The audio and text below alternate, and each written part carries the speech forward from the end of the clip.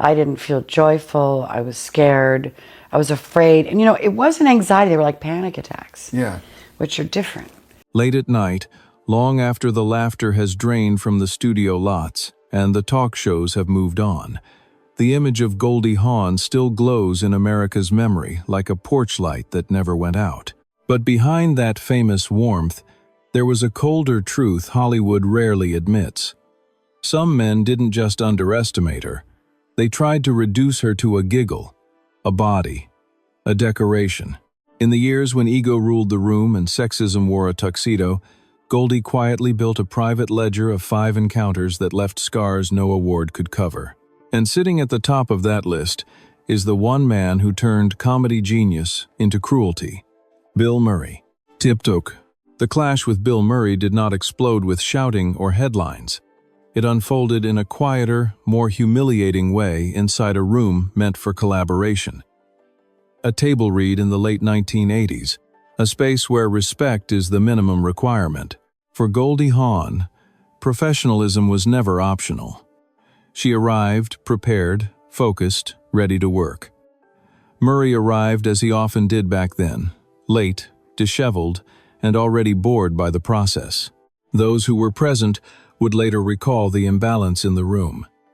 Murray leaned back, cracked jokes at the wrong moments, skimmed pages as if the material owed him nothing. When Goldie stepped into her lines, she did what she had always done. She acted with intention, not with noise, not with excess, but with control.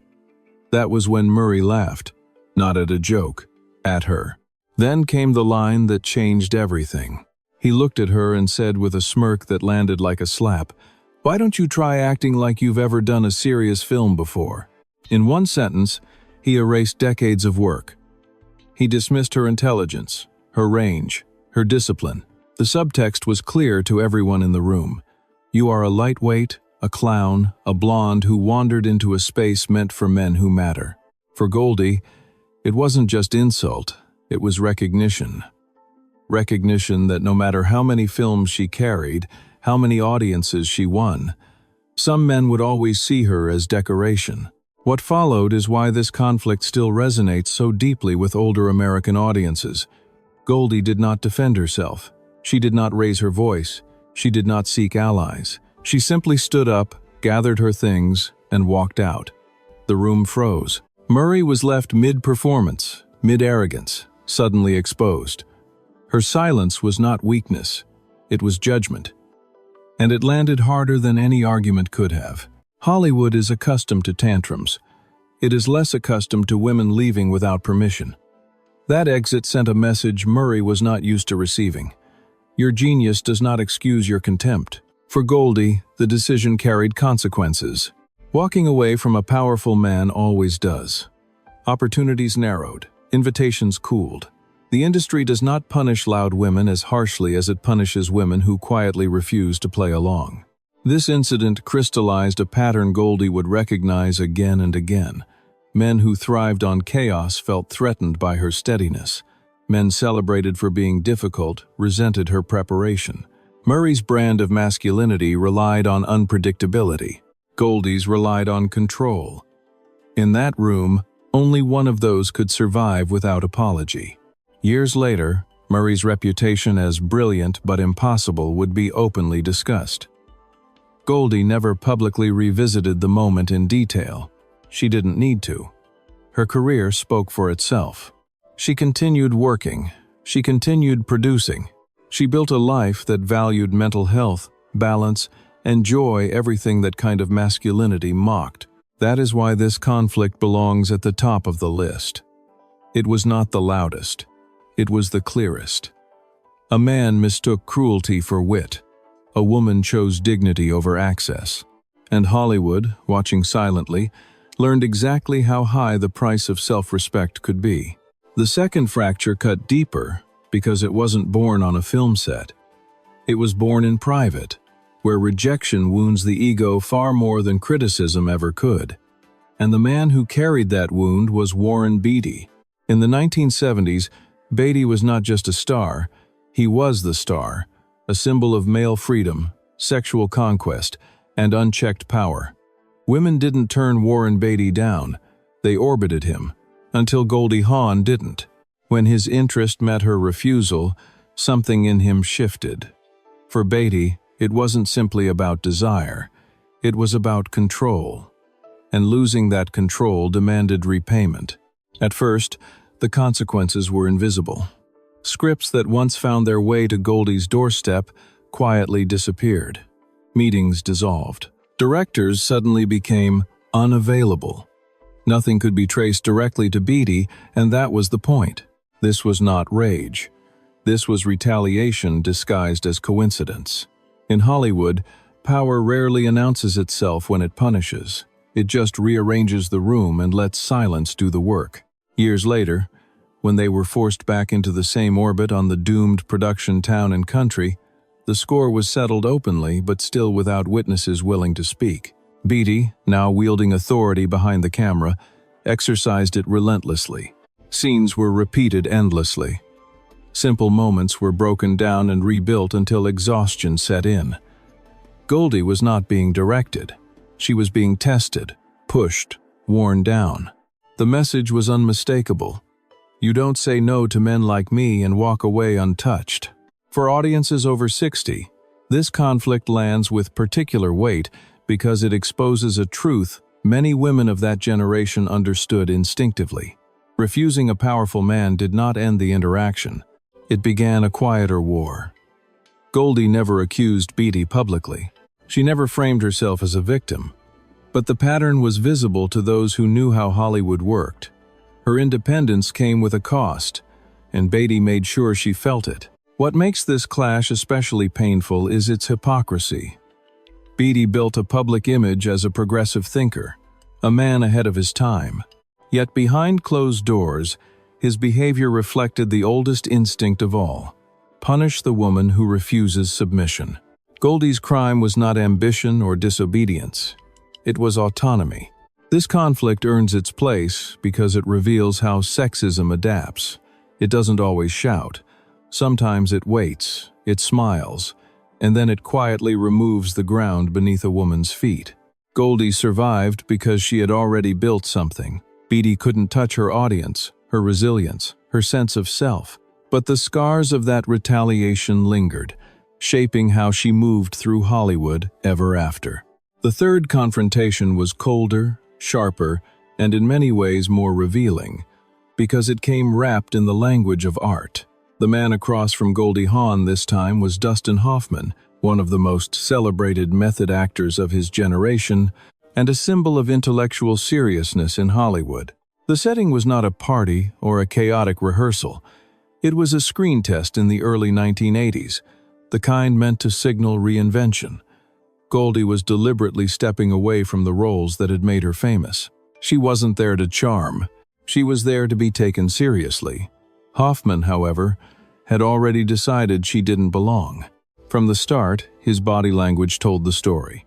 Impatience, distance, a gaze that looked past her rather than at her. When Goldie performed, she did so with restraint, aware that this was a moment meant to redefine how she was seen. That was precisely what irritated him. Halfway through, Hoffman stopped the scene. He didn't speak to Goldie. He turned to the producers as if she were invisible and said, "She's still acting like she's in a sitcom." The words landed like a verdict, not a critique, a dismissal. In one sentence, he reduced her entire career to a punchline and signaled to everyone in the room that she was not a peer. The implication was brutal and unmistakable. Comedy is not real acting, and women who succeed at it should know their place. For Goldie, the humiliation was not just professional, it was existential. She realized that no matter how carefully she prepared, some doors were guarded by men who had already decided who was worthy of seriousness. What makes this clash resonate with older audiences is how familiar it feels. Many remember a time when intelligence was coded as masculine and joy as feminine and therefore shallow. Hoffman represented that hierarchy perfectly. His seriousness was treated as depth. Goldie's warmth was treated as a flaw. The irony, of course, is that Hoffman himself later acknowledged the damage of such attitudes.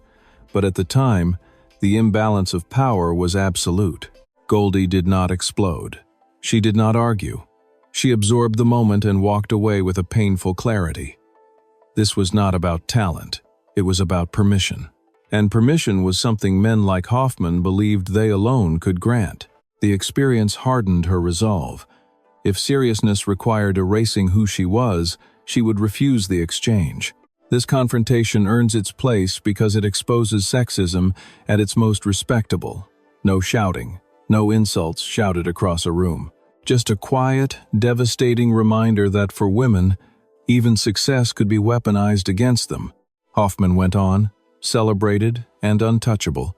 Goldie went on too, but with the knowledge that her smile would always be used as evidence against her. The fourth conflict was louder, more poisonous, and impossible to hide, because it unfolded day after day on a working film set. This time, the man was Chevy Chase, and the emotion driving it was not misunderstanding or wounded pride, but something far less flattering: jealousy. During the production of Foul Play in 1978, Chevy Chase believed the spotlight belonged to him. He was the rising king of comedy, the man studios were betting on. Goldie Hawn was supposed to be the charming counterpart, the support. That hierarchy collapsed almost immediately. Audiences gravitated toward Goldie. Her timing was effortless, her presence magnetic. Without trying to dominate the frame, she owned it, and Chase felt it slipping away. What followed was a slow campaign of toxicity. On set, Chase interrupted her scenes with off-script remarks, undercutting moments that required rhythm and trust. Between takes, he mocked her, not as playful banter but as erosion. The comments grew more personal. He hinted that her success had less to do with talent and more to do with her body. It was a familiar tactic in Hollywood. When a woman outshines you, reduce her achievements to biology. Goldie endured it longer than most would have. She had learned by then that reacting publicly only fed the narrative that women were difficult. But the strain was real. Later, she would admit that working alongside Chase drained her to the point of despair. The laughter audiences saw on screen masked an environment where hostility simmered constantly. At one point, she confided to friends that if she ever had to pretend joy next to him again, she would rather leave acting altogether. For viewers over 60, this conflict cuts close to home because it mirrors workplaces they remember well. A talented woman enters a male-dominated space. Her success threatens established hierarchies. The response is ridicule, sabotage, and cruelty disguised as humor. Chase's behavior was tolerated because he was funny and male and profitable. Goldie's discomfort was expected to be absorbed quietly. This clash matters because it shows how sexism often hides behind comedy. Jokes become weapons. Laughter becomes cover. Chase could always claim he was just kidding. Goldie had no such shield. She was expected to smile through the insult, reinforcing the very image that invited contempt in the first place. In the end, Foul Play succeeded, but the partnership did not endure. Goldie moved forward, careful about whom she trusted. Chase's reputation as a difficult, abrasive colleague followed him for decades, eventually confirmed by many others. Goldie never needed validation. Time provided it. What once felt like personal cruelty was later recognized as a pattern, and in that recognition, her silence was finally understood not as weakness, but as survival. The fifth and final confrontation arrived much later, long after Goldie Hawn had nothing left to prove, and perhaps that is why it was so revealing. This time, the disrespect was not whispered on a set or hidden behind professional rivalry. It was delivered openly, in public, by Sean Penn, a man celebrated for seriousness, political intensity, and moral authority. The setting was a charity event in Malibu in 2014, dedicated to mental health, a cause Goldie had committed herself to for decades. By then, she was no longer just an actress. She was an advocate, a philanthropist, a woman using her platform to speak about emotional well-being and the damage done by stigma. Standing at the podium, she spoke earnestly, without performance, without irony. And that sincerity seemed to irritate Penn almost immediately. From his seat, he made no effort to hide his contempt. He rolled his eyes. He sighed audibly. Then, loud enough for those nearby to hear, he muttered, "Here we go again, another celebrity lecture." The room stiffened. Goldie continued, choosing dignity over confrontation. But Penn was not finished. He followed with a remark that cut deeper than insult, because it echoed decades of condescension she had faced. She should probably stick to giggling. In that moment, Goldie was no longer a humanitarian or a producer or an Oscar-winning actress. She was reduced, publicly, to a caricature, a smiling woman whose joy was treated as evidence of intellectual emptiness. For audiences over 60, the cruelty of that reduction is painfully familiar. Many remember a time when women were dismissed not because they lacked intelligence, but because they refused to cloak it in anger.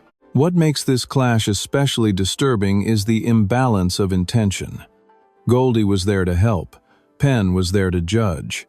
His brand of masculinity equated seriousness with depth and warmth with frivolity. In his worldview, joy was not credibility. Compassion was not authority. And women who embodied both were suspect. Goldie never responded publicly. She didn't need to. The silence spoke volumes. By that stage of her life, she had learned that engaging with bullies only validates their behavior. Instead, she continued her work, expanding programs, funding research, and reaching people Penn never would. His comment faded into anecdote. Her impact did not. This final conflict closes the circle. From Bill Murray's mockery to Warren Beatty's retaliation, from Dustin Hoffman's intellectual dismissal to Chevy Chase's jealousy, and finally Sean Penn's public belittlement, the pattern is unmistakable. Goldie Hawn threatened men not by challenging them directly, but by refusing to become hard, bitter, or small. She remained joyful in spaces that equated joy with weakness. And perhaps that was the greatest provocation of all. When these 5 men are placed side by side, a pattern emerges that says far more about Hollywood than it does about Goldie Hawn. None of these conflicts were born from incompetence, none from scandal, none from failure. They were born from something far more threatening in a male-dominated industry.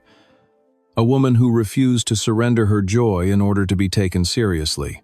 Bill Murray mocked her professionalism because chaos was his weapon. Warren Beatty retaliated because rejection bruised his ego. Dustin Hoffman dismissed her because intellect, in his world, belonged to men who frowned. Chevy Chase undermined her because audiences loved her more. Sean Penn belittled her because compassion made him uncomfortable.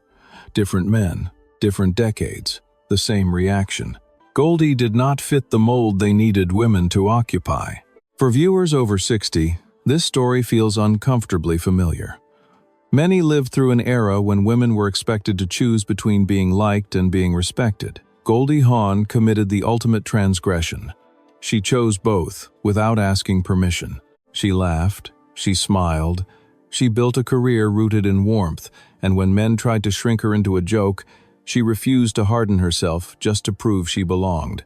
What makes her legacy enduring is not that she won these battles. In many cases, she paid a price. Roles disappeared, doors closed, opportunities shifted, but she never allowed bitterness to replace identity. She walked away instead of screaming. She built instead of retaliating. She chose a life where mental health, family, and purpose mattered more than appeasing fragile egos. Hollywood often rewards those who dominate. Goldie Hawn quietly rewrote the rules by surviving without becoming cruel. That is why her story still resonates. Not because she fought loudly, but because she endured intact. In an industry that tried repeatedly to reduce her to a giggle, she proved that joy can be strength, kindness can be authority, and walking away can be the most powerful statement of all. And perhaps that is the question her story leaves behind for every generation that watches her. Why does a woman who refuses to be broken make so many